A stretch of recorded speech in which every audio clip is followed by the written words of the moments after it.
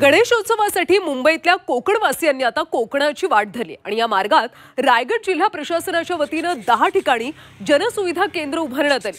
या ठिकाणी वैद्यकीय सुविधा कक्ष, पोलीस मदत कक्ष याचबरोबर चहा पाण्याची व्यवस्था देखील करण्यात आल्याचा दावा प्रशासनातर्फे करण्यात आला। मात्र या केंद्रावर ना पोलीस दिसतायत ना डॉक्टर। सुविधांची वारवा असलेल्या या केंद्रावर चाकरमानी थांबायला तयार नाहीयेत। वाडगावमधल्या या एका केंद्रावरून आढावा घेतला आमचे प्रतिनिधी प्रफुल्ल पवार यांनी। डॉक्टरच नाही।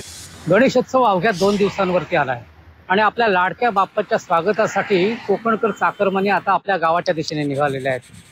त्यामुळे मुंबई गोवा महामार्गावर कोकणच्या मार्गावरती वाहतुकीची वर्दळ वाढलेली आहे।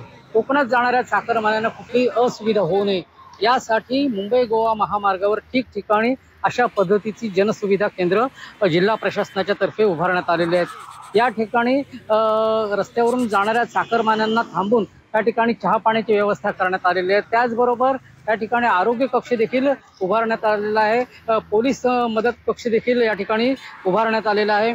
त्या ठिकाणी एक रुग्णवाहिका देखील तैनात ठेवण्यात आलेली आहे। क्रेन्स वगैरे अशा ज्या अत्यावश्यक सेवा आहेत त्यांची सुविधा या ठिकाणी उपलब्ध करून देण्यात आलेली आहे असं प्रशासनाच्या वतीने सांगण्यात आलं। मात्र प्रत्यक्षात या माणगाव जवळचं हे जनसुविधा केंद्र आहे आणि या ठिकाणी आपण बघितलं तर या पोलीस मदत कक्षामध्ये एकही पोलीस कर्मचारी आपल्याला पाहायला मिळत नाही। तर दुसरीकडे आरोग्य कक्षात बघितलं डॉक्टर सोडा साधा कंपाऊंडर देखील या ठिकाणी उपलब्ध नाही। त्यामुळे आपण जर पाहिलं तर ही जनसुविधा केंद्र नुसतीच नावाला आहेत का असा प्रश्न आता मुंबईकर चाकरमानी विचारायला लागलेले आहेत। प्रफुल्ल पवार, जी 24 तास, रायगड।